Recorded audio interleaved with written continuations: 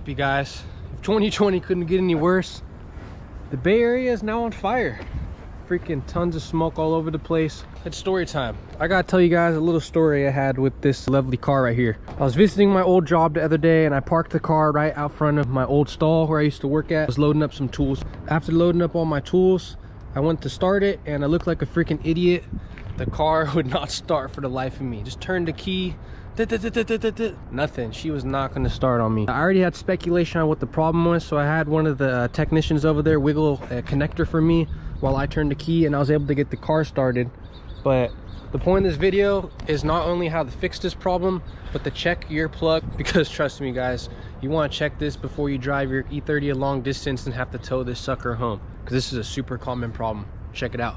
It's called the C191 connector. That's the BMW term. Basically all it is the fuel injector harness plug. Actually, you can take a sneak peek. It is right down here where my finger is pointing, if you guys can see that. I don't know if it's a known problem in the E30 community or if I just freaking know damn near everything about these cars, but the problem with these things is they get a ton of corrosion in the connector, and when that happens, anything from a no start, like in my case, to misfires, to maybe you have like a hiccup in the RPM range when you're, you know, maybe doing full throttle and it cuts out power for a second. It could be any of these weird possibilities. Even a high idle. On this car, it would idle at about 1200 sometimes. After fixing this connector, that fixed all my issues. I'm gonna make a little short video right here, guys, with some music. Don't get bored. It just shows you the process on how to repair the connector. Let's get going. All right, guys. So it's got the connector cut off. It was just way too corroded to repair without cutting, so unfortunately I did have to cut it. What we're going to be doing is sticking the pin tool right into here, and we're going to stick her on in there pretty good. To remove the old wire, here she is in all of her gloriness. We're going to be tossing that in the trash can. With that, what we just removed, we're going to go ahead and get our extra wire from over here, crimp on the new pin, and then install the new wire into the old connector.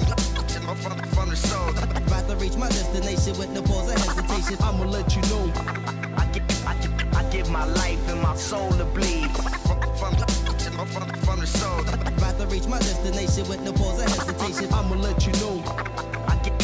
Look at how freaking corroded this damn connector is. From the soul.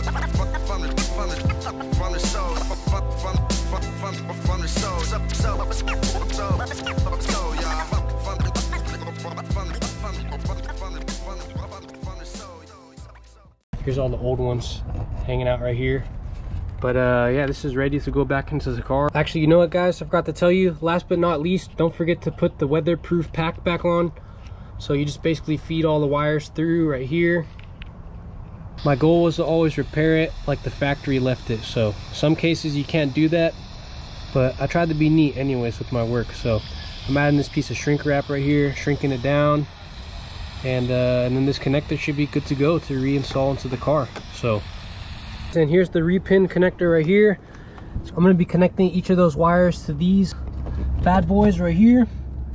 Yeah, it's very hard to get the camera down there, so once I get them all heat shrinked on, I'll pick it up after that.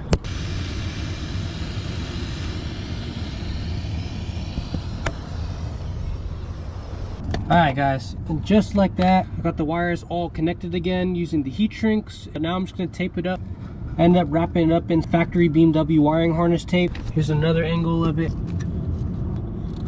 little bulky right here, but you know, to the average eye you wouldn't be able to see there's a repair. So anyways, I'm gonna reconnect this connector. Things should be good to go, and the car should start first try. We'll see you right here in a second. Let's do it.